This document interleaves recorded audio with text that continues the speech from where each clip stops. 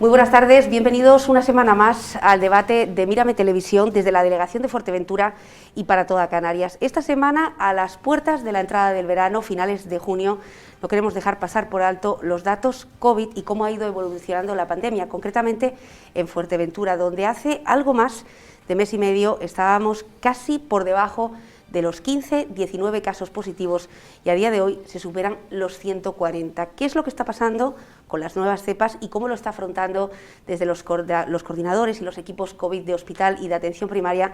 Es lo que hoy vamos a analizar. Pero antes, como siempre, nuestras cámaras salen a la calle y consultan a la ciudadanía qué les ha parecido el gran trabajo del personal sanitario a lo largo de este último y durísimo año y medio. Estas son las respuestas. Pues para mí, persona que tengo que ir muy a menudo al hospital, son impagables. O sea, no tenemos, tendrían que darle algunas menciones especiales porque sin ellos no saldríamos adelante.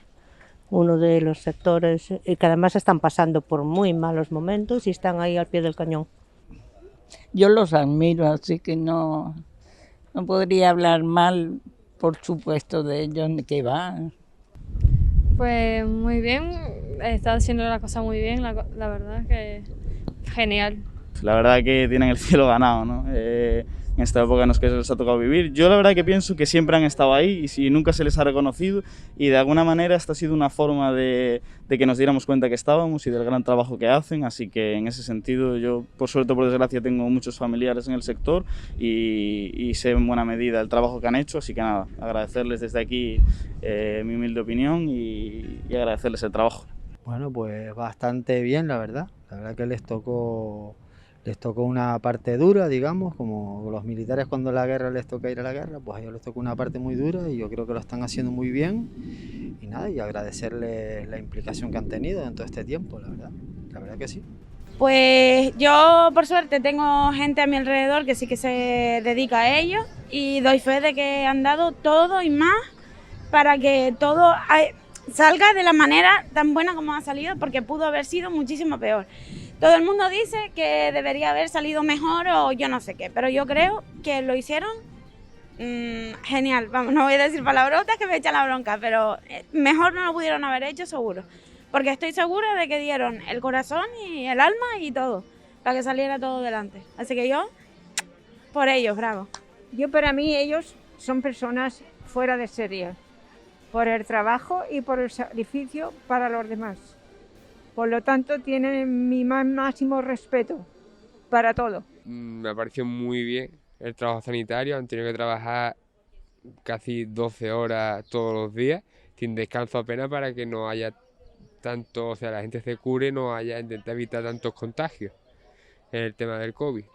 Yo creo que se han volcado muchísimo en esta situación tan difícil, porque yo además he estado de práctica en el hospital y han sido turnos muy duros, gente muy mala y se tienen muchísimas precauciones, aunque corremos un riesgo muy grande, pero la gente se esfuerza muchísimo y han hecho un trabajo muy grande. Yo creo que lo han hecho muy bien, lo han dado todo, a pesar de que no tienen las condiciones que deberían tener, porque ha faltado material, mascarillas desde un principio y tal, y se han involucrado al 100% desde el principio. Los sanitarios, la verdad, que han hecho su labor pues como han debido, correctamente, han estado cuando más lo hemos necesitado, así que todo se lo debemos a ellos, porque han estado ahí echándole horas y ganas y bueno, que es de lo mejor que se han portado. Pues para mí súper bien, estoy encantada con ellos, aquí en el hospital, en todos los lados donde voy. Por ahora no tengo ninguna queja de ellos, al contrario. Una maravilla. Hombre, era un poco raro porque esto de tener que pedir cita, de no poder venir, de no poder ir a urgencias cuando quieres, estaba un familiar enfermo, no poder estar con él, pues es un poco duro, pero de lo demás, excepcional. Que se queja porque quiere. Ellos han trabajado lo que no tienen que trabajar. Eso es lo que hay. Que se queja es porque quiere quejarse. Porque están haciendo una labor estupenda. Pues muy buena. Ellos son un colectivo que han estado muy presionados y han obviado toda esa presión para volcarse con todo el personal que necesitábamos en cualquier momento su asistencia. Y bueno, muy bien. Yo personalmente solamente he recibido asistencia por parte de ellos a la hora de la vacunación, pero muy bien. Además, como muy cercanos para hacernos sentir más tranquilos y más familiar todo. Bueno, la verdad la cosa parece que va mejor, supongo que estarán trabajando bien, duro, ya que con esto es más complicado, hay complicaciones, ya que es un virus muy contagioso y demás, pero la verdad que la labor se ve una labor bastante factible, ya que está mejorando la cosa y por lo que se sabe ya dentro de nada volvemos a la normalidad y esperemos que no haya ningún cambio. No sé, yo creo que sí, lo que pasa, yo creo que la mayoría de personas sí lo valoran bastante y después siempre hay otros energúmenos, siempre que hacen el bestia y que no respetan tal, pero eso ya es cuestión de las personas. Yo creo que en general sí se lo ha valorado y bueno, y yo creo que más que ponerse todo el mundo como nos ponemos o todo el tema de aplaudiendo por las ventanas y tal, pues lo que hay que hacer es no tanta sobreactuación y tal, sino ir a lo real, a lo que hay que hacer, cuidarse, hacer las cosas que hay que hacer y nada, y actuar con seriedad y con normalidad, sin tanta película, pero haciendo las cosas bien, que es lo que hace falta, creo yo, esa es mi opinión. Bueno, y para ello, para analizar precisamente ese gran trabajo que ustedes han valorado y que hace muy poquito tiempo la Policía Local de Fuerteventura, y en reconocimiento con la Federación de las Policías Locales de Canarias, mencionaban y hacían un gran galardón en el Palacio de Formación y Congresos de Fuerteventura precisamente a estos equipos sanitarios, no solamente por el trabajo que han realizado, sino por lo mucho que todavía parece ser que queda por delante, como decimos, en 2 meses, la campaña estival en la que tendemos a salir a la calle y tendemos a relajarnos. Para ello, como decimos, hoy tenemos a un nutrido grupo del personal sanitario de Fuerteventura. Comenzamos con Elena Pérez, que es enfermera y rastreadora. Bienvenida, Elena. Gracias, buenas tardes.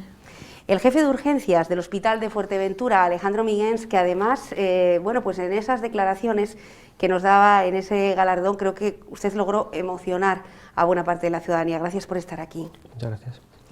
Además, también está con nosotros Melisa Obeso, que es enfermera de PCR. Gracias también, Melisa, por estar con nosotros. Sara, que forma parte también del Comité Central, el comité que está ahora mismo pues gestionando toda la isla. Gracias. Muchas gracias, buenas tardes. Como coordinador, además de todo ese equipo central e insular, está el doctor José Manuel Toscano. Gracias por estar hoy aquí. Gracias por invitarme. Y María Ramírez, que además de fisioterapeuta, también forma parte de ese equipo central COVID. Gracias. Buenas tardes, gracias. Bueno, antes que nada, y al coordinador, en este caso, señor Toscano, estamos en algo más de 140 casos en Fuerteventura, en un tiempo récord prácticamente durante el último mes. ¿Qué ha sucedido?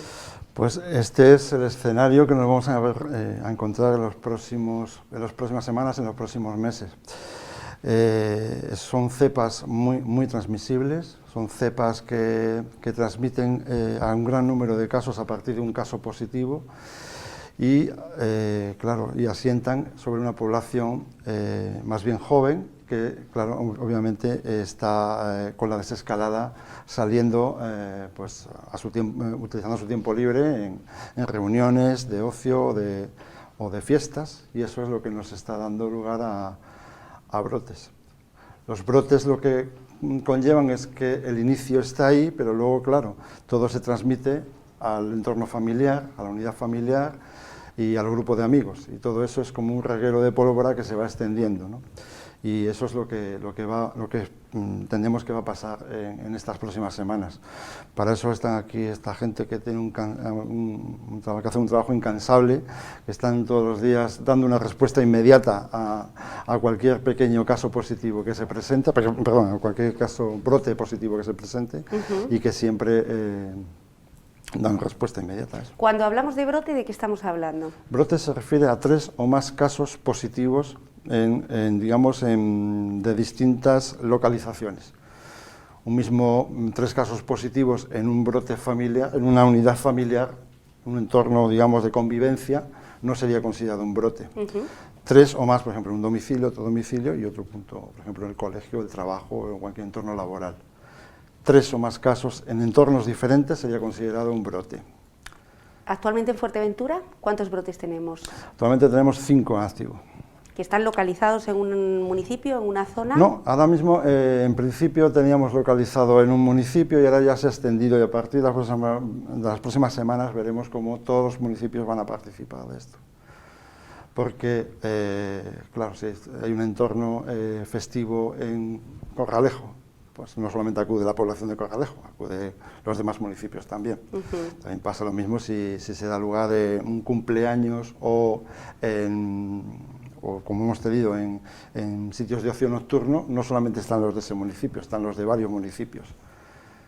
Y no solo en un único local, pueden compartir locales, es decir, con lo cual tenemos extendida, es rápido extenderse, sobre todo con esta cepa que podemos decir que es cepa colombiana, se llama así, cepa colombiana, pues es una variante de la brasileña. O sea, hemos superado ya la brasileña, estamos en otra. Estamos dos, coexisten, brasileña y colombiana. Y luego tenemos ya ni tenemos cepa británica, ha desaparecido, la otra ha conseguido desplazar a la británica, y entonces esta cepa es muy contagiosa, es muy transmisible.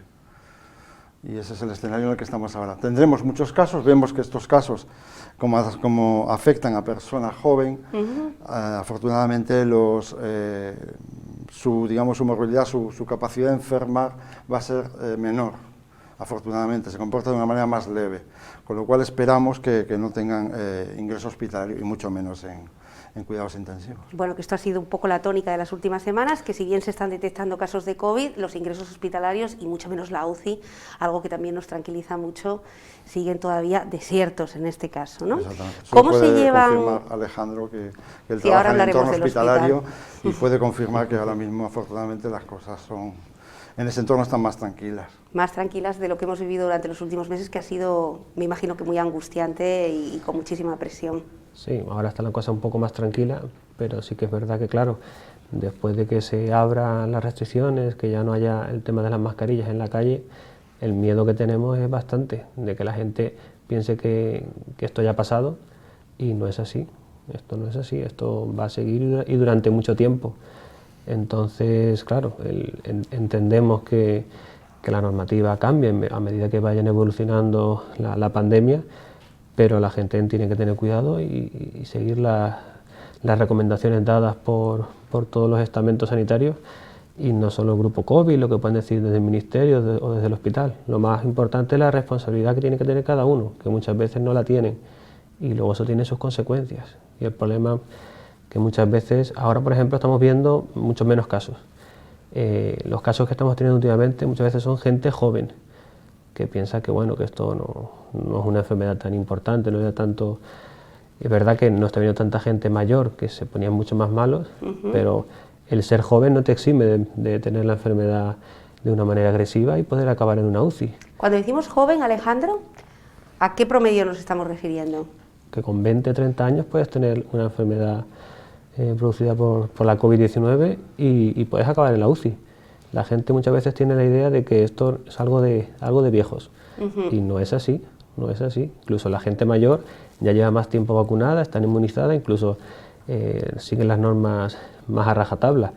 Los niños pequeños en los colegios son bastante aplicaditos también. La gente joven, entre 20, 30, 40 años, que encima muchas veces son los que todavía no están vacunados, porque se está empezando a vacunar ahora ese tramo de población, son los que menos están respetando las normas, y eso es un peligro. Quería preguntarles, desde el punto de vista sanitario y personal, desde el punto de vista de la trayectoria que llevan, el trabajo, me imagino que la falta de vacaciones, de días festivos, de horas festivas también, de descanso, cuando oyeron que el Estado ampliaba o de alguna forma aprobaba que las mascarillas en espacios al exterior no era necesario o no eran de uso obligatorio. ¿Qué les vino a la cabeza? Bueno, nos echamos literalmente las manos a la cabeza en cierto modo, porque realmente transitar por la calle no debería de entrañar ningún peligro si fuera simplemente transitar. Lo que pasa es que siempre hacemos una doble lectura, ¿no? Y nos acogemos a la parte que más nos interesa. Entonces lo que a mí personalmente me da miedo es que la gente interprete esa no necesidad de mascarilla en la calle, pues eso para aprovechar encuentros de botellones, reuniones y demás, y que cause un mal peor todavía de la situación que tenemos en este momento, que es bastante, fiestas de los pueblos, bastante complicada, exacto, y además retener eso va a ser bastante complicado porque nadie va a estar en aglomeraciones de gente en la calle para asegurar de que hay una distancia de 2 metros, y bueno, yo creo que a mí personalmente me parece un poco complicado. Preocupante, ¿no? Sí, preocupante. ¿Y a ustedes? Lo mismo pienso igual que la compañera María, pensamos lo mismo, que en el momento que pensamos que se iba a publicar y que es a partir del 26, cogimos la palma en el corazón y dijimos, Dios, lo que nos espera. Y es así real.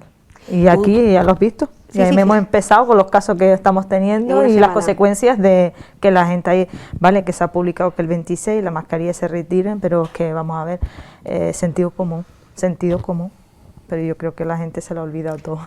¿Hubieran esperado a que la campaña de vacunación estuviera más adelantada, por ejemplo? Yo pienso en este tipo de medidas en el que al final depende mucho de la responsabilidad de cada persona. No creo que en sí la medida esté mal. Creo que pasa como todo, que se junten varias personas, reuniones familiares, festivas. Si se cumplieran realmente las medidas que nosotros estamos diciendo, creo que no habría tantos contagios, pero el problema es cuando nos aprovechamos de esas medidas para incumplir las recomendaciones. El problema de apelar a la responsabilidad individual es que muchas veces la gente no es consciente de realmente lo que puede pasar. Nosotros nos enfrentamos a un caso positivo, intentamos buscar el máximo número de contactos en el menor tiempo posible, y claro, ahí sí que detectamos muchas veces eso, reuniones familiares que no cumplen las medidas, contactos entre gente joven que lleva la mascarilla en la barbilla, en el codo.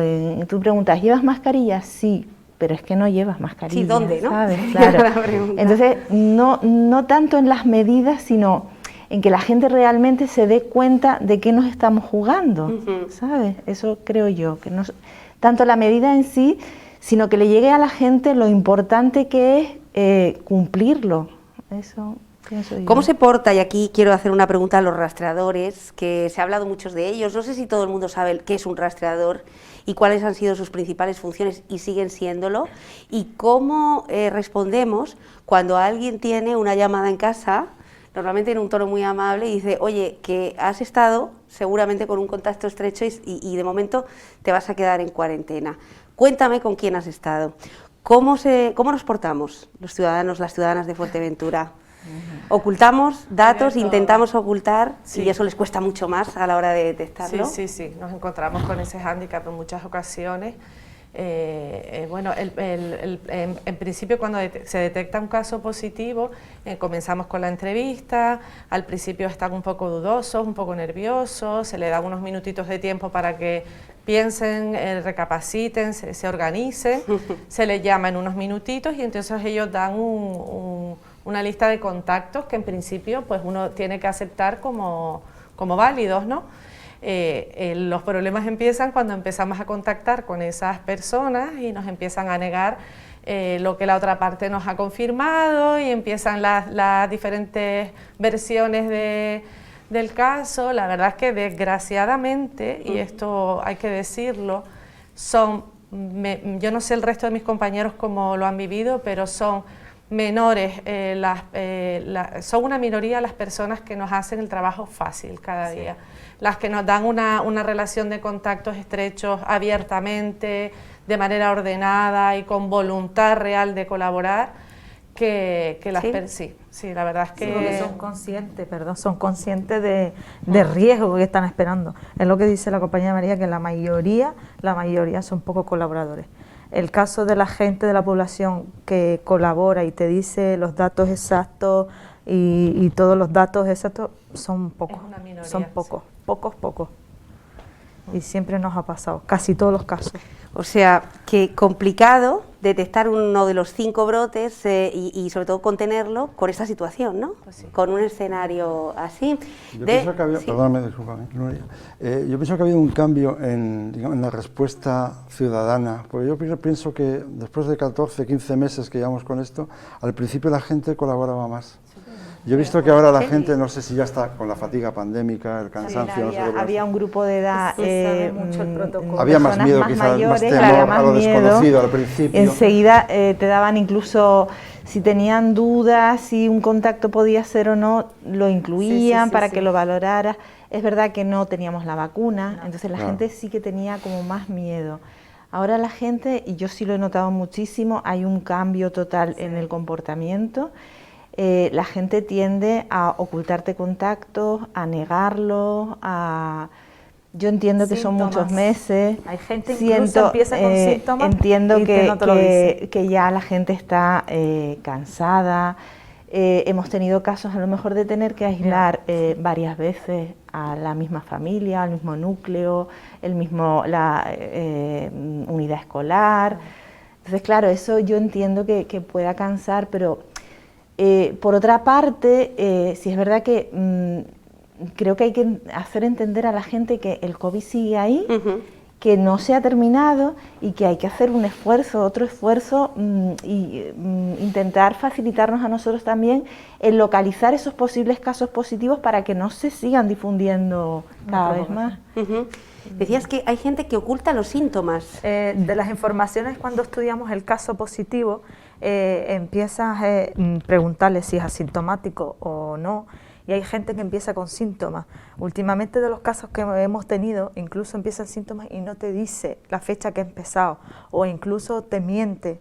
Entonces, claro, eso influye un montón. ¿Para evitar la cuarentena? No, no sé, o será para evitar, para que a lo mejor no vaya a más, sino a menos, pero claro, eso influye un montón, porque si tú ya empiezas síntomas, supongamos que hoy estamos el 30 y él me dice he empezado el 25, para yo contarle el 25, 10 días y darle el alta, pero no es así. Entonces, claro, hay un montón de gente que oculta un montón de información que para nosotros es muy importante al estudiar el caso y el seguimiento.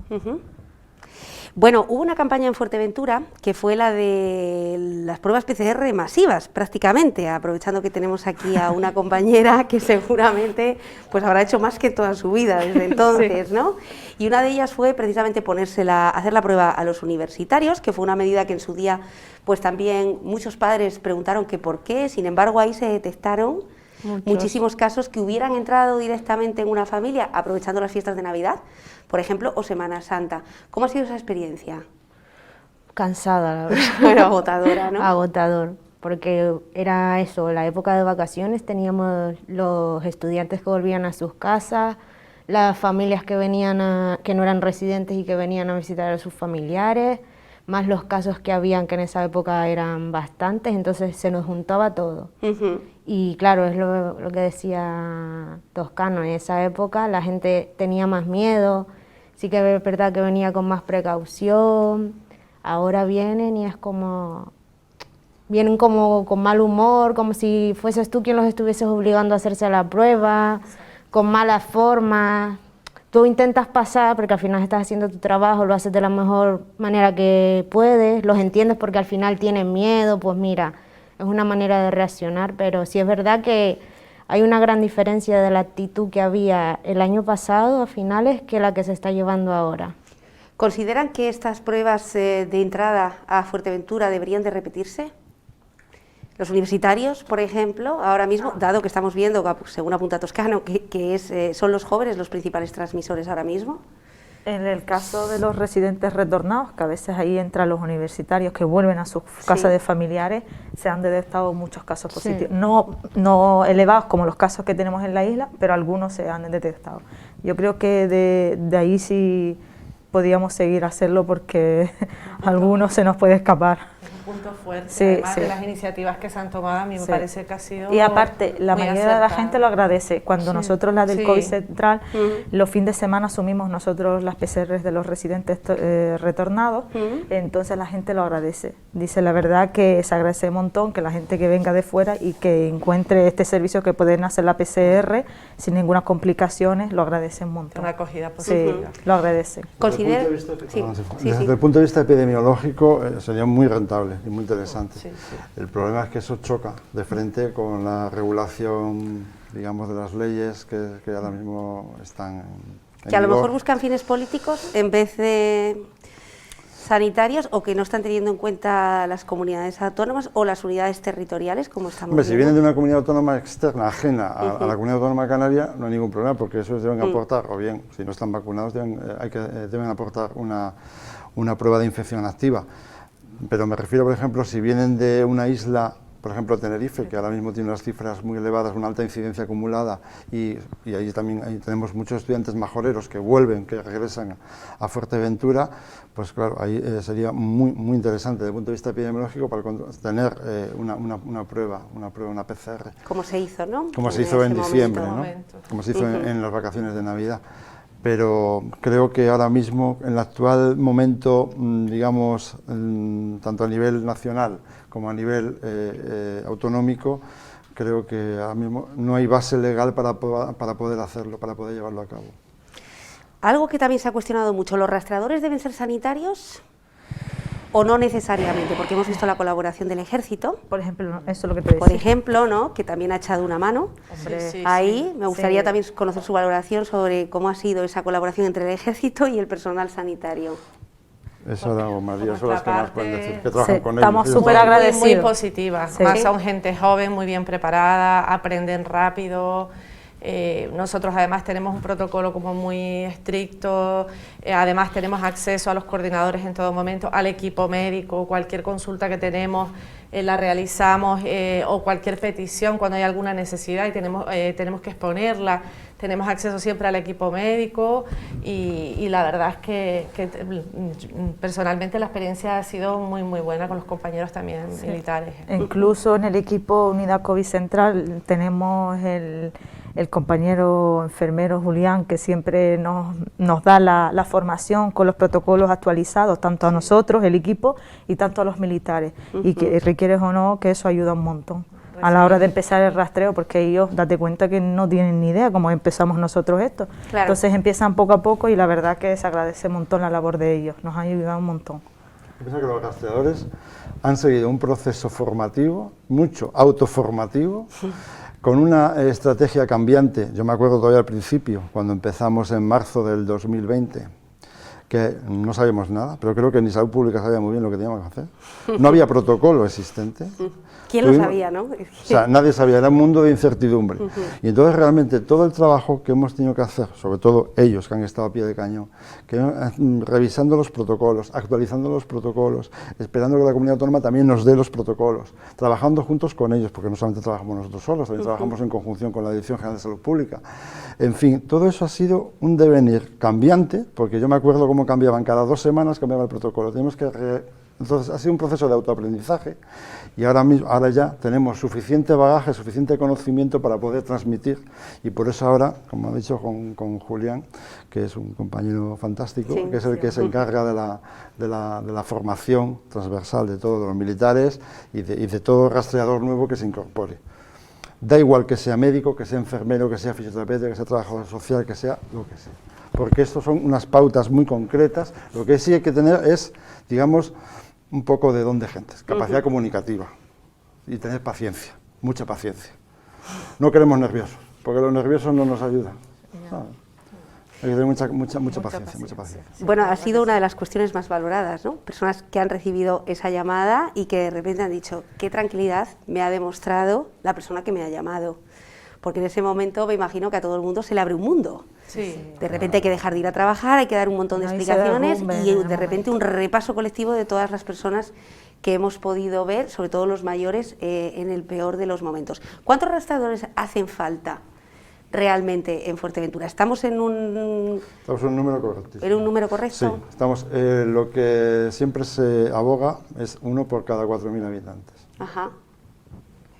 Somos 50 y pico rastreadores. Es un poco variable porque depende un poco de, siempre hay vacaciones o festivos que cubrir y demás, pero en torno a unas 50 personas se dedican de cuerpo y alma, porque dedican más tiempo del que deben, dedican tiempo de su tiempo libre, y cuando hay cualquier brote siempre están dispuestos a colaborar, y son, ya digo, uno por cada 4.000 habitantes. Es, digamos, el número que se recomienda para tener una cierta tranquilidad y manejo y control. Bueno, hay muchas personas que han dicho, bueno, a mí me han llamado y sin embargo, como contacto estrecho de alguna que otra persona, pero sin embargo a mi pareja no lo consideran contacto estrecho y no lo han confinado. ¿Qué es exactamente un contacto estrecho? ¿Cuándo se considera este tipo de categoría? Y porque sí, en algunos casos con compañeros de trabajo y no, por ejemplo, con nuestra familia? Bueno, probablemente a lo que se refieran esas personas, cuando nosotros tenemos un positivo declarado, valoramos, digamos, qué contactos de riesgo ha tenido en los días anteriores a la realización de la prueba o al inicio de síntomas. Entonces, una vez detectamos esas relaciones de riesgo, esos contactos de riesgo, localizamos a esas personas y esas son las que son declaradas como contactos estrechos. La gente a veces tiene una idea equivocada cuando una persona es un contacto estrecho de un paciente positivo y debe guardar cuarentena, piensa que toda su familia y todas sus relaciones deben de guardar cuarentena también. Entonces lo que nosotros explicamos siempre es que la persona en cuestión con la que nosotras contactamos sería un contacto estrecho y sus familiares serían contactos estrechos de contactos estrechos, pero no de pacientes positivos. Entonces, en principio, hasta que la persona detectada como contacto estrecho no se convierte en un caso positivo, el resto de sus familiares no entrarían en el rastreo. Vale, hay como un cortafuegos ahí, ¿no? Sí, bueno, es que, claro, hasta que no se vuelve a abrir un positivo, no se vuelven a abrir otras posibilidades. Entonces, eso es lo que yo he detectado un poco, que hay un poco de malentendido en ese sentido. ¿Y cómo controlan los rastreadores? Sí. Por definición, los protocolos estos, el contacto estrecho sería aquella persona con la que el positivo ha estado más de 15 minutos, a menos de 1,5 metros y sin mascarilla. Claro, pero luego eso lo tienes que valorar, porque te dicen con mascarilla, pero es que resulta que es con una mascarilla de papel, o con mascarilla, pero la llevo en la barbilla, ¿sabes? Entonces ahí es donde empieza el trabajo realmente del rastreador, de ver si sí o si no eres contacto estrecho, pero bueno, la definición sería esa. ¿Y cómo controlan ustedes? ¿Cómo pueden? ¿Qué les permite la legislación? Porque claro, una cosa es que a uno le digan, oye, que eres contacto estrecho, guarda una cuarentena, cuídate, estate tranquilo. A mí me consta que ustedes incluso se han preocupado por la salud mental de muchas de esas personas que no necesariamente teniendo COVID se han podido sentir un poco enjaulados, porque de repente su vida ha parado, o en fin. ¿Cómo controlan ustedes que esas personas cumplan esa cuarentena?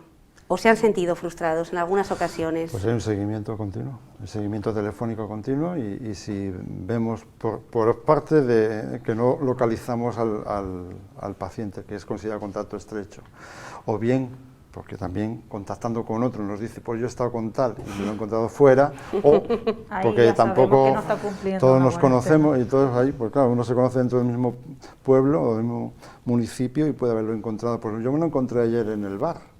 Entonces ahí iniciamos ya, hacemos un informe, levantamos un informe y ponemos en contacto con la dirección de área y a la policía local. ¿Y qué ocurre? ¿La policía local toca la puerta de ese domicilio? Toca la puerta de ese hombre, se acerca allí, comprueba que está o no está, y si no está se le puede hasta llegar a incoar una sanción administrativa. ¿Les parecería recomendable el sistema chino, en el que una app le muestra a la dirección de área si hemos salido de nuestro domicilio? ¿Hay una alarma que salta? Cosa que no vieron en ningún momento como un asalto a la protección de datos, a la propia privacidad. Bueno, el sistema chino es un poquito diferente. Puede ser muy bien aplicado para el sistema chino. En un sistema, en una democracia occidental es más complicado, muy complicado, porque aquí hay más leyes que guardan el anonimato. El sistema chino no es tan anónimo como pretende ser, ni el coreano, que era el primero que empezó en Corea del Sur, no es tan, como tampoco ha funcionado, en Canarias no ha funcionado la aplicación App Radar COVID, una aplicación que en teoría parecía que nos iba a proporcionar una gran ayuda, sin embargo es tal la protección de datos que genera esa aplicación, que por ejemplo para el equipo rastreador no sabe dónde está el positivo. Claro. Es decir, te dice, yo he sido contacto de...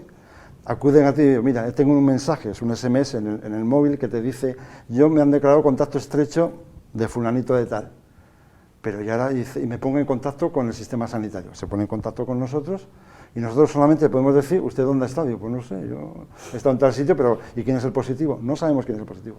Es una aplicación, primero, que la gente no ha tenido muy en cuenta porque no coloca el Bluetooth o no ha habido gran número de descargas de esa aplicación. No conecta el Bluetooth y por otra parte tampoco nos da una información que quizá al principio de la epidemia, en la cual solamente confinamos en casa, podía servir.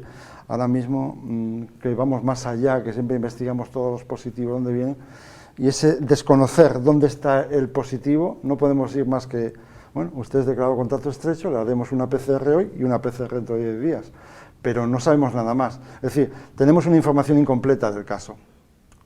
Y creo que por eso no ha funcionado. Precisamente, mucha gente efectivamente no se la ha descargado. No. Bueno, estamos hablando de qué está pasando en Fuerteventura con esos más de 140 casos a las puertas de un verano que además permite libertades, aperturas, realización de eventos como no conocíamos desde prácticamente el 2019. Hacemos una pausa y volvemos inmediatamente, no se vayan.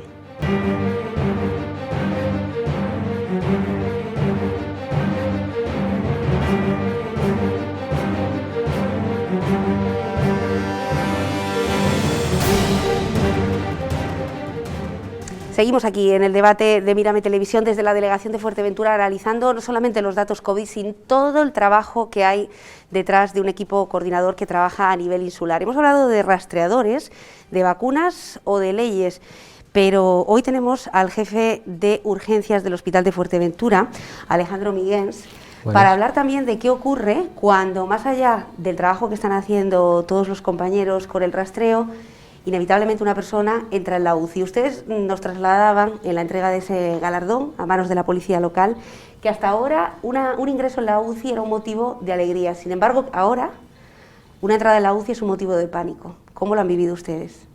Hombre, paciente COVID, el problema que estamos teniendo, que son la enfermedad que desarrolla, no se cura en una semana, ni se arregla en una semana, y el porcentaje de pacientes que se complican y acaban en la UCI afortunadamente es pequeño. En Fuerteventura la población es más joven que en otras partes de España, entonces han entrado en la UCI menos pacientes más mayores, que son los que potencialmente más mortales, pero cuando uno entra en la UCI con COVID tarda mucho más en salir que cualquier otro tipo de patología. Y la gente ve las noticias y ve que las UCI están desbordadas, que muchos pacientes COVID entran en la UCI y no salen, o tardan meses en salir, y con secuelas físicas, emocionales muy importantes. Entonces, claro, eso, si un paciente que sabe que tiene COVID, o le dicen que se está sospechando que pueda tener COVID, le dicen que se tiene que quedar ingresado, ya se preocupa.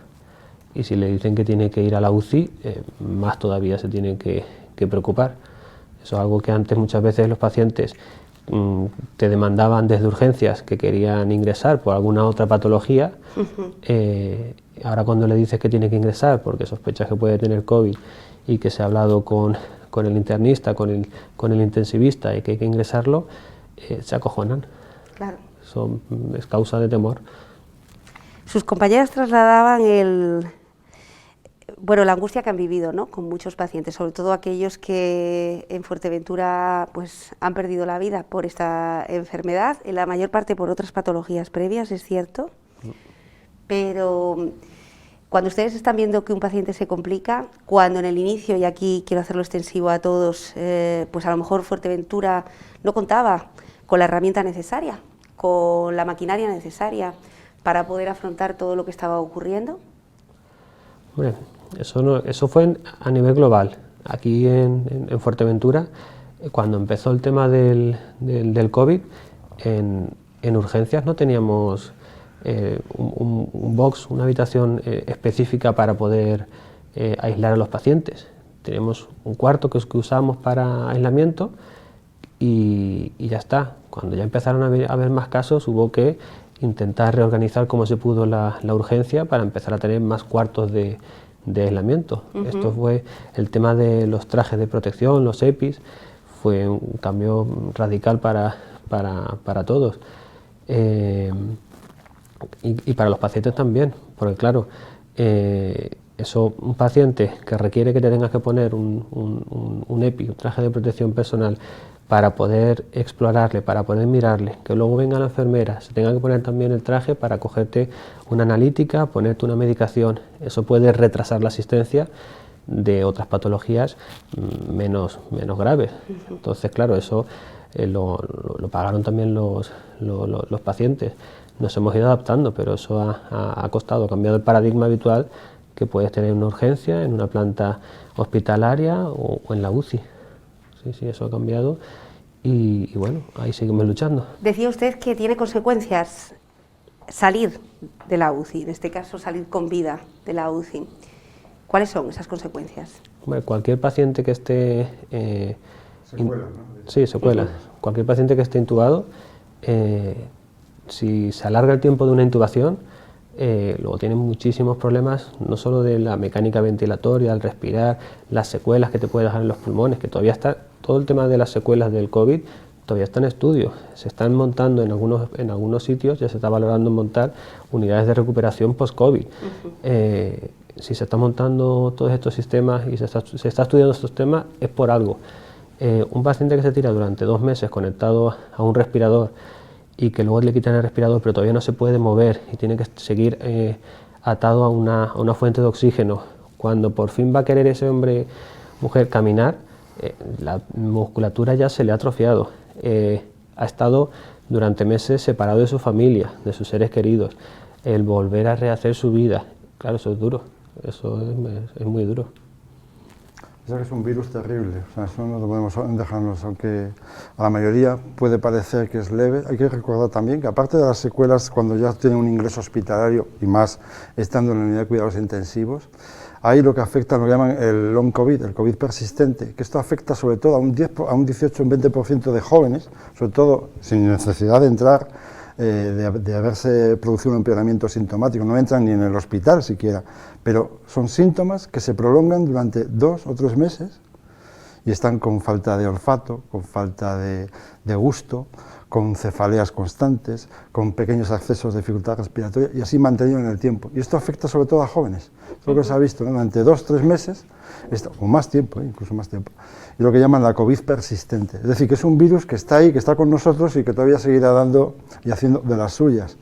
No solamente, y también lo que decía antes Alejandro, Alex, que al principio pues no teníamos suficientes medios, ni a nivel autonómico, ni a nivel de la isla, ni a nivel Estado, ni a nivel europeo, ni a nivel mundial, porque nos pilló a todos de sorpresa. Hubo que hacer una reestructuración logística de infraestructuras, no solamente en el hospital, sino también en todos y cada uno de los centros de salud que también atienden urgencias, es decir, que supuso una revolución completa. Incluso hubo que hacer un plan de contingencias y destinar, e incluso dejar a un lado actividades no prioritarias en la asistencia sanitaria para destinarlas al COVID. Todo eso ha supuesto un enorme esfuerzo por parte de toda la estructura sanitaria, el hospital, por supuesto, y los centros de salud, que tuvieron que adaptar mucha sala de infraestructura, mucho personal, o sea, humano y también material y logístico para la atención del paciente COVID.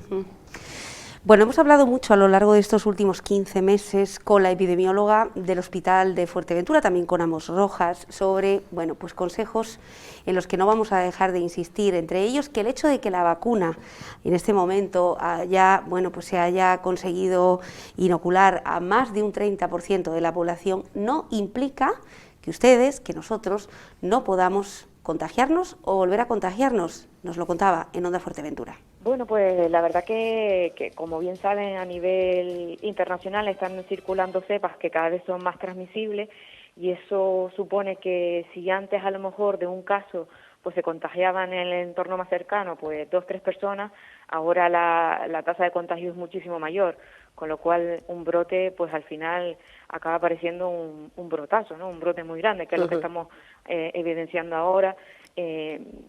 Precisamente estos brotes que estábamos hablando que pertenecen al municipio de Tuineje, pues están asociados a la cepa brasileña y que, bueno, ahora mismo esta cepa pues tiene mucha más transmisibilidad que otras que han estado anteriormente circulando. Es decir, que no tenemos que estar del todo confiados, que es algo que estamos repitiendo, cuando sabemos que estamos inmunizados. Inmunizados, entre comillas, significa que tenemos las 2 dosis inoculadas. Exacto. La vacunación lo que ha demostrado es que evita la sintomatología, digamos que palla, ¿no? Que disminuye los síntomas graves si te expones al coronavirus. Es decir, que si tienes un contacto o eres de repente COVID positivo, pues al estar vacunado, pues los síntomas son un poquito más leves que si no los tuvieras, pero no evita que tengas síntomas, no evita que realmente puedas llegar incluso a estar hospitalizado. es poca la tasa al final de hospitalizados en pacientes vacunados, pero puede existir, con lo cual no podemos relajar las medidas, tenemos que seguir manteniendo el distanciamiento, poniéndolo las mascarillas, sobre todo cuando no controlemos ese ambiente epidemiológico, cuando estemos con gente que no sabemos dónde han estado y con quién se han relacionado. Efectivamente. ¿Temen ustedes esta nueva medida que empieza a partir del sábado sobre el uso de retirar la mascarilla en espacios abiertos? Nosotros queremos pensar que la población va a ser responsable, es decir, nosotros sabíamos perfectamente que en los espacios abiertos, que nosotros sabemos por evidencia científica que no se produce contagios. Es cierto que es una medida pues que se aplicó precisamente pues para aquellos sitios, aquellas ciudades que la densidad de población era mucho mayor y en los espacios abiertos aún podía haber mucha acumulación de personas, pues bueno, pues al final todo, una medida para todo el mundo y eso, ¿no? Pero vamos, que no tiene mucho sentido. Lo que sí puede pasar es que de no llevarla en los espacios abiertos, entremos en espacios cerrados un poco con esta seguridad de, bueno, no pasa nada, ¿no? Estoy vacunado, ya las tasas de incidencia está bajando, el número de contagios pues ya no es tanto, entonces no me voy a contagiar. No. Hay que seguir siendo conscientes de que en cualquier esquina puede estar el coronavirus y nos podemos contagiar. Es decir, que en los espacios abiertos mantengamos la distancia y tengamos menos riesgo de contagio no significa que no nos podemos contagiar en cualquier otro sitio. Yo en ese sentido, yo siempre les digo, bueno, en lo que es al aire libre, pues quítate la mascarilla, pero manténla siempre así como en la zona de la barbilla o a mano, para que precisamente cuando entres en algún espacio cerrado, pues con la misma te la pongas, o incluso cuando estés en la calle y de repente te pares a hablar con algún conocido, pues te la pongas, que no cuesta nada y te puede evitar mucho. Guadalupe, esto que estábamos comentando de lo que ha ocurrido en Fuerteventura con esta cepa brasileña, ¿es lo que está ocurriendo también en Tenerife? La verdad que desconozco los datos de secuenciación de Tenerife. Sí que llama mucho la atención que precisamente los municipios de Tenerife que más contagios están teniendo son aquellos municipios más pequeñitos, es decir, no son los grandes municipios como Santa Cruz o La Laguna, como en anteriores tasas de incidencia elevadas. Pero la verdad que sí que es cierto que hay ya está empezando a haber circulación de estas cepas que al principio eran casos muy puntuales y ahora pues a nivel incluso nacional, por ejemplo la cepa, la Delta, ¿no?, que es la variante india, pues también ya está habiendo más transmisión comunitaria y se cree que en los próximos meses pues va a ser la cepa predominante. La verdad que desconozco cuál es la cepa predominante ahora mismo en Tenerife, pero son al final... Este aumento de incidencia es multifactorial, es decir, no es solo porque de repente haya una cepa que contagie más, que sí, que puede ser a lo mejor la principal causa, también tiene que haber pues una persona que no esté respetando las medidas, que esté pues eso, a menos de 1 metro de distancia durante más de 15 minutos, luego que no cumplan las medidas una vez ya ha sido positivo, que eso también está empezando a notificarse cada vez más casos, ¿no? Entiendo que la ciudadanía pues ya está un poco cansada y digamos que pecan de exceso de confianza. No creo que lo hagan a posta, sinceramente, sino el exceso de confianza de me encuentro bien, no va a pasar nada, ¿no? Y realmente si pasa, acabas contagiando a mucha más gente y al final pues acaba siendo un brote que no se puede controlar. Un poco está pasando pues eso, un poco muchas cosas que al final pues en Tenerife pues no solo no baja, sino que además suben los datos. Bueno, pues efectivamente, la insistencia y en este caso el esfuerzo que se está haciendo por parte del equipo, de la dirección de área, del equipo COVID central, de los centros de atención primaria, por inyectar esa vacuna en un tiempo récord. Estamos viendo números históricos, más de 2.700, más de 2.900 prácticamente al día. Esta semana se ha comenzado también en Fuerteventura con las personas de 20 años. ¿Cuál es el objetivo? O sea, el calendario de vacunación, acelerarlo para, en este caso, Toscano. El objetivo es adelantar la vacunación, acelerar la vacunación lo más posible. Antes de septiembre, que por ejemplo los estudiantes... Antes de septiembre, en septiembre incluso se está pensando en vacunar a partir de los 12 años en todos los que están en el colegio. Es decir, intentar potenciar la vacunación a toda costa. Este es nuestro objetivo fundamental, porque ahora mismo tenemos a población, hoy desde luego, desde ayer y hoy se está ya vacunando a partir de 20 años sin cita, al menos aquí en Puerto, en la biosfera. Y esto es, hay que decir claramente, la eficacia de las vacunas está más que contrastada. Es importante que todo aquel que tenga esa edad de 20 años hacia arriba acuda sin cita en el horario de 8:30 a 8 allí a la biosfera para vacunarse. Es importante, esto digo a la población de Puerto Rosario, es muy importante. Bueno, en el caso de la vacunación y en el caso de los datos COVID, una de las preguntas que yo creo que ha suscitado más dudas, que lo sigue haciendo, es ¿por qué los datos del Gobierno de Canarias no coinciden con los datos de la Dirección de Área de Salud? Sí, lo vamos a volver a explicar para aquellos que tengan la duda, y si esos datos que efectivamente al inicio sí incluían el número de migrantes, ahora están solapados los migrantes o es que van en otro recuento. Vale, lo explico así. Los inmigrantes recién llegados en patera no se contabilizan. Se les hace su seguimiento, como todo, por supuesto, pero no contabilizan porque consideramos que es una población, digamos, que hemos importado ese virus. No es que los han cogido aquí, no lo han contraído aquí, no se han contagiado aquí, sino que ya se han contagiado en su lugar de origen y digamos, no lo trasplantan aquí. Pero están en un entorno controlado, porque están, digamos, en confinamiento y entonces no forman parte de una capacidad transmisiva a la población. Entonces, ahora mismo, los únicos inmigrantes que contamos son los que llevan más de 15 días con nosotros, que ya han pasado su cuarentena inicial de llegada y que pueden haber contraído si contraen la infección, dan positivo en la PCR, es porque lo han contraído en la comunidad. Eso sí se contabilizan, los que están recién llegados de pateras no. La disparidad de números y datos que existe entre el GrafCan, que es, digamos, la aplicación que utiliza el Gobierno de Canarias, Salud Pública, y nosotros, sobre todo, pasa con todas las islas, pero sobre todo en Fuerteventura, es por un problema informático con un sistema de registro.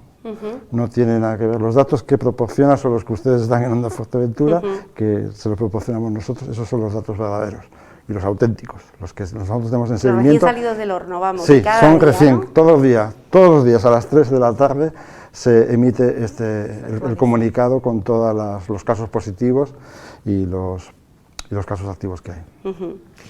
Bueno, volviendo de nuevo al Hospital de Fuerteventura, Alejandro, creo que es obvio que aquellas personas que han tenido un suceso en casa vivan el COVID o la COVID desde un punto de vista diferente. ¿El resto de la población, cómo la observa usted? Aquí hemos tenido la ventaja de ser una isla y no ha golpeado tan duro como en otras regiones. En otros sitios donde ha golpeado más duro, casi todo el mundo tiene algún familiar, el vecino, alguien que ha tenido problemas importantes, incluso muertes por el COVID. Aquí, al tener unos niveles de incidencia más bajitos, hemos pasado toda esta parte de la pandemia un poquito más leve que en otras regiones. Eso no tiene que llevar engaños. Por mucho que la gente igual no conozca tan de primera mano como ha podido sufrir en otros sitios que estaban peores, no significa que el COVID que tengamos aquí pueda ser menos grave que en otros sitios, no. Las cosas, aparte de ser una isla, que eso nos beneficia, luego el tema de los rastreos, hacer las cosas bien, ha evitado que tengamos brotes descontrolados. Entonces, la gente parece como no conoce a alguien que se haya muerto por el COVID, como que es algo más lejano, pero eso hay que tenerlo, eso no es así, hay que tener cuidado. Y claro, mucha gente dice, cuando le llaman para a lo mejor que tienen que hacer un confinamiento en casa, que han sido contactos estrechos, o muchas veces cuando vienen al hospital y te están contando los síntomas que tienen, no, esto va a ser solo un catarro, dices, no tiene por qué ser un catarro, usted se le va a coger una muestra de PCR de COVID, tendrá que estar en su casa aislado, pero a mí no me aísle, digo, no, si es que es sospechoso, le vamos a mandar a casa, le cogemos la muestra porque usted se encuentra relativamente bien, pero puede contagiar a otros que tenga en casa, no puede ir a trabajar, y eso muchas veces supone un problema porque se sienten bien, muchas veces hasta que luego empeoran y quieren seguir teniendo su vida normal y pueden contagiar a los demás, y eso es un riesgo. Cuando empezó la pandemia, yo recuerdo que me tocó atender un paciente que luego fue COVID a las pocas horas. Claro, no teníamos los medios que teníamos ahora. Yo me acuerdo haber ido con ese paciente en una ambulancia medicalizada y yo con él detrás. Y claro, en ese momento no pensábamos que era tanto, teniéndolo a 2 metros, yo con mascarilla, él con mascarilla, pero bueno, como estaba un poco apurado el hombre se la quitaba, pues me tocó estar en casa después el tiempo reglamentario. Ahora mismo eso fue hace ya un año, no me acuerdo si fueron 10, 15 días. y claro, eso puede ser un poco traumático, sobre todo al principio cuando no sabíamos cómo eran las cosas.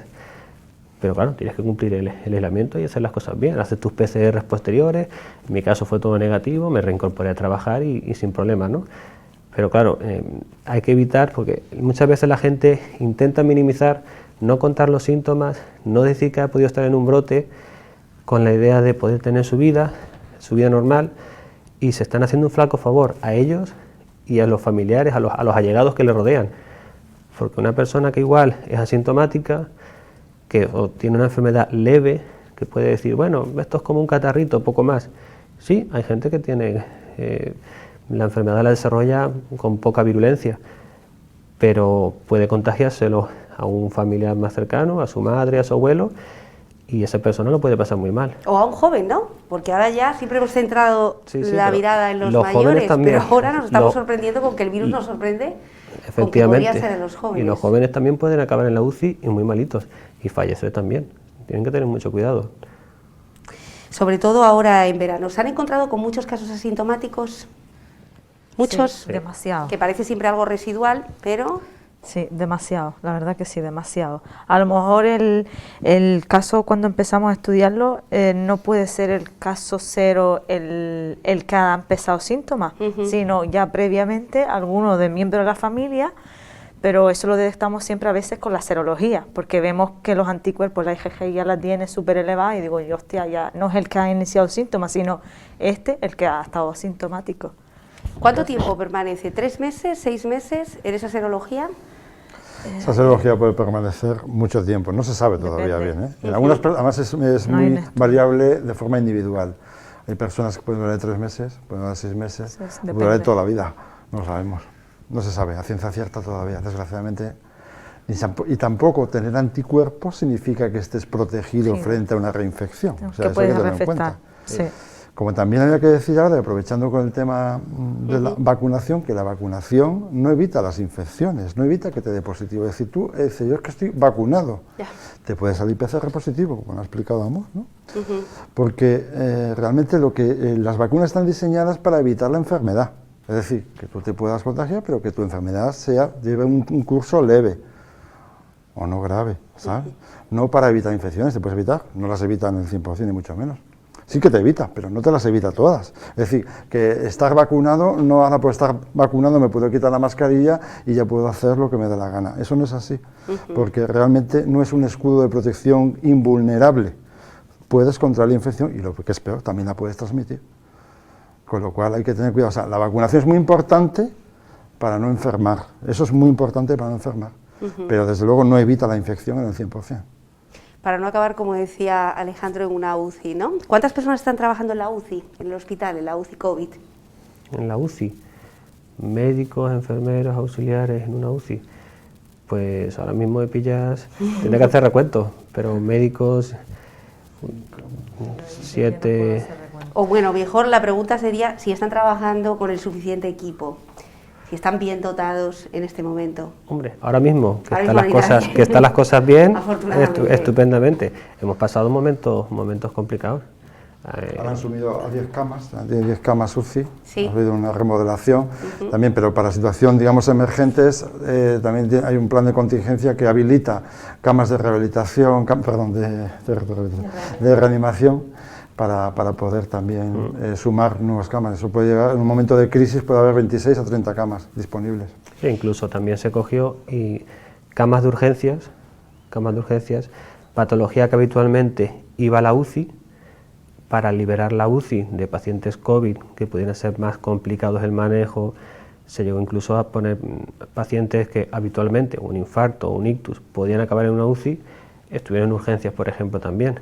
Se habilitó a los anestesistas en una sala de reanimación también para pacientes que también más graves, intubados, que normalmente están en la UCI, pues estaban a su cargo. Son la fase más dura de la enfermedad. Por tanto, a la pregunta de si están bien equipados, claro, depende de los brotes.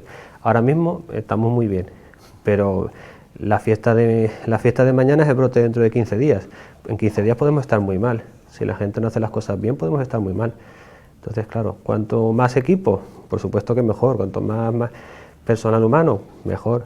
pero claro, eso depende también de lo que Cuantos menos casos mejor, ¿no? Cuantos menos casos, muchísimo Más que mejor, claro. Sí, el sí, equipo, sí, sí. por supuesto que sí, pero cuantos menos casos mejor. ¿Sienten que ha habido mucha desinformación con respecto, pues por ejemplo, ¿no?, con el número de camas que se ha jugado tanto, también con el número de respiradores que no se sabía exactamente si eran necesarios o no eran necesarios, y eso ha provocado un temor a través de las redes sociales de muchas personas que decían, no, Fuerteventura no cuenta ni con el número de enfermeros, ni con el número de médicos, ni con el número de camas, ni con el número de respiradores? Ahí ellos te pueden, son las personas adecuadas para tocar. Bueno, como sanitarios me refiero a cuando ustedes leen las informaciones de los medios de comunicación o las reacciones también de los usuarios. Puede haber siempre mucho alarmismo, eso es normal, pero claro, si nos comparas con cuántos respiradores tendría que haber en nuestro hospital en relación a poblaciones donde estaban mucho peor, pues sí, nos podemos quedar cortos. Pero aquí, al ser una isla y el tema de las PCRs, cuando tenían que venir las personas de otras islas o del extranjero o de la península, entonces estaba todo un poquito más acotado. No hemos llegado a tener esas cotas de incidencia que han tenido en otros lugares, donde por supuesto que necesitaban mucho más equipamiento, ya sea ventiladores y demás. De todos modos, en el hospital amplió el número de camas en UCI, se ampliaron recursos humanos, hubo donaciones de equipos de ventiladores, pensando no solo la última tecnología, pues iba a la UCI, en REA tenían otros también muy buenos, en urgencias teníamos otros que son portátiles, algunos que están pensados incluso para traslados en ambulancia, pero que puedes ventilar a un paciente con esos equipos durante días y días. Entonces, claro, cuanto más equipación, mejor, pero afortunadamente no lo tuvimos tan mal. Hombre, si le preguntas a un intensivista te va a decir que siempre le falta, ¿no? Como a ti dices, pues yo quiero una cámara de televisión, no sé qué, una cámara de vídeo, tal. O sea, siempre uno quiere que para desarrollar mejor su trabajo, lo mejor y estar más cómodo y lo mejor posible. Yo, si le preguntas igual a la directora del hospital, igual te dice, pues mira, cumple las ratios y está perfecto, no lo sé. Desconocía yo, como no me meto mucho en redes sociales, desconocía que había un descontento o una cierta crítica a estas cosas, no sabía. Alarmismo quizás sí, ¿no? Sí, yo sí que he leído, sí.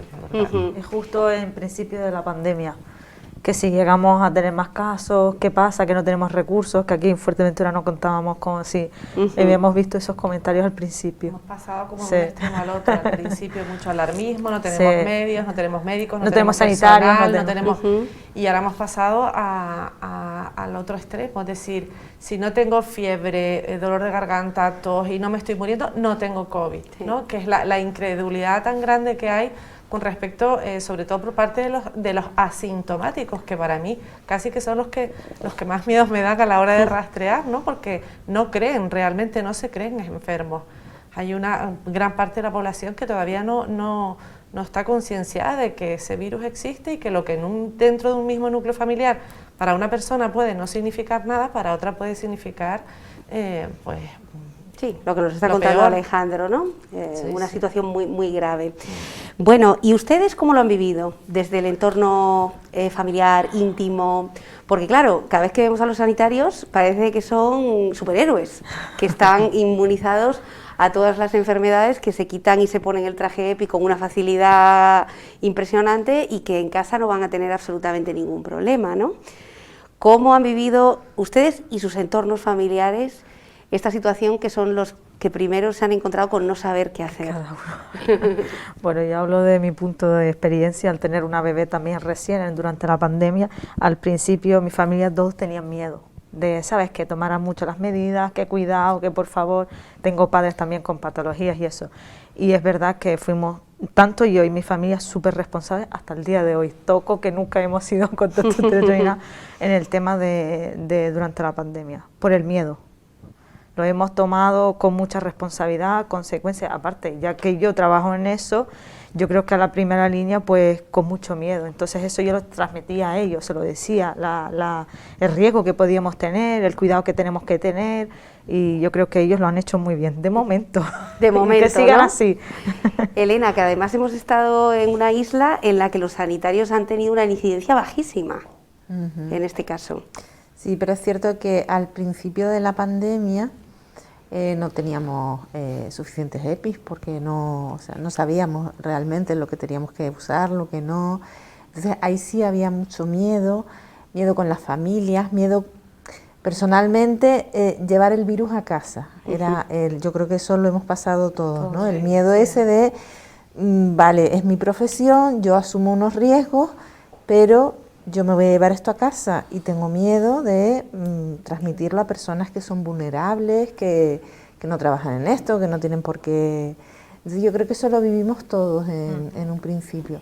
Luego hemos tenido periodos que yo no sé cómo hemos resistido, porque hemos tenido periodos de sol a sol, hemos tenido ahí unos meses y no hemos tenido, vamos, yo sé que por lo menos nuestro equipo, el equipo del COVID local de Puerto del Rosario, prácticamente no tuvo vida social, ni personal, ni comíamos en el centro, o sea, menos dormir, pero porque dormíamos 6 horas en casa, vamos, que ahí sí tuvimos, pasamos unos meses muy complicados, que no sabíamos, no le veíamos el final.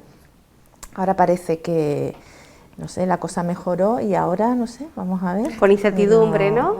Con miedo de volver otra vez Sí, yo creo que estamos ahí un poco esperando a ver si nos con miedo otra vez.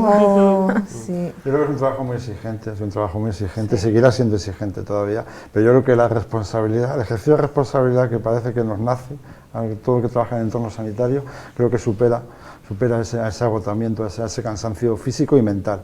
Porque esto es un cansancio físico, porque dice que estás de sol a sol, pero también mental. Mental, de estar todo el día pegado al teléfono, buscando contactos. Y actualizando también información. Claro, tienes que estar actualizando completamente. Me gustaría que también le dieran un mensaje, no solamente a los pacientes COVID. Yo sé que hay mucha gente que piensa en los medios de comunicación solo se habla de pacientes y de enfermedad COVID, pero es que ahora mismo es la enfermedad que nos tiene a todos pues prácticamente en un auténtico monográfico desde hace ya año y medio. Me gustaría que dieran un mensaje también a todos esos pacientes que visitan urgencias, que están pendientes de una operación o de una prueba y en este momento se están quedando un poco pues en una fila secundaria para ayudar con los recursos que tenemos a quien ahora mismo tiene una urgente necesidad. Alejandro, claro, que son muchos, ¿eh? Sí. Muchos.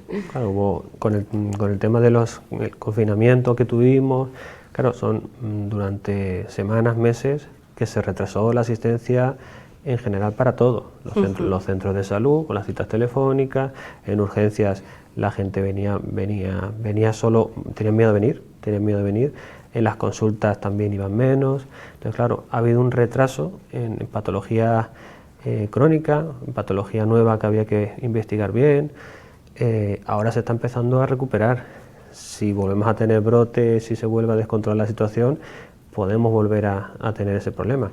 Ahora se está haciendo todos los esfuerzos en intentar volver al punto de partida. Si la gente colabora y evitamos que hayan brotes, se podrá volver a recuperar la normalidad, que es lo que buscamos, que se pueda seguir atendiendo a todo, no solo al COVID, porque el resto el paciente diabético va a seguir siendo diabético, el hipertenso va a seguir hipertenso y el que pueda tener un cáncer habrá que tratarlo y diagnosticarlo primero igual, esté el COVID o no. Entonces, claro, por eso la importancia que la gente haga las cosas bien. Que nos comportemos, ¿no? Que afecta absolutamente a todos los sectores. Y también un último mensaje para todos aquellos que empiezan ahora, a partir del 1 de julio, sus vacaciones. ¿Qué les dirían desde sus diferentes tribunas? Pues yo que se protejan y que se protejan mucho con la mascarilla. Si ven una situación en la cual no pueden mantener distancia de seguridad, aunque estén en espacios abiertos, que por favor usen la mascarilla. Hay que llevarla siempre, recuerdo que es obligatorio llevarla siempre consigo en el bolsillo si estás en un espacio abierto y ponértela si no puedes, si ves una situación de aglomeración social, porque te la tienes que poner. Y por supuesto en un ambiente interno, en un espacio interior, obligado a llevarla. Y luego, por favor, sí pueden acudir a un centro de vacunación y vacunarse.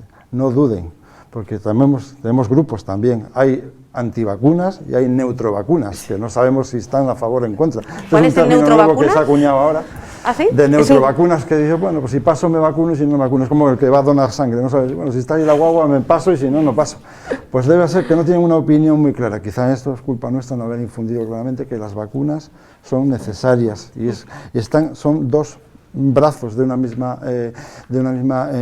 esfuerzo, estrategia por controlar el virus. Una, controlar la infección. otra protegerse y otra vacunarse. Es muy importante vacunarse. Por eso se va a hacer un esfuerzo por adelantar la vacunación, por acelerar la vacunación e intentar vacunar cuanto más gente mejor. María, no sé si quieres añadir algo. Bueno, conciencia social es lo que más necesitamos en estos tiempos y colaboración.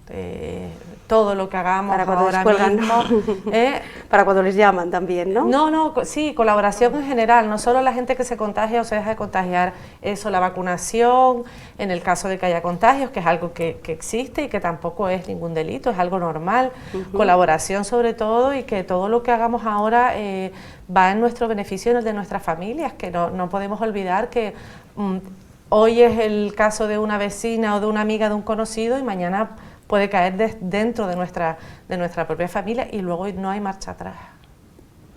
De acuerdo. Pues señores, un auténtico placer tenerles hoy aquí, de verdad. Sabemos que ha costado mucho sentarlos aquí porque están trabajando, lo están comentando y están trabajando mucho. Ojalá nos portemos todos muy bien y tengan un verano como merecen. Gracias de todo corazón. Muchas gracias a ti, Nuria. Y a ustedes nos vemos la próxima semana, ya saben, vamos a comportarnos porque de nuestra responsabilidad personal depende la responsabilidad social de prácticamente todas las islas. Buenas tardes.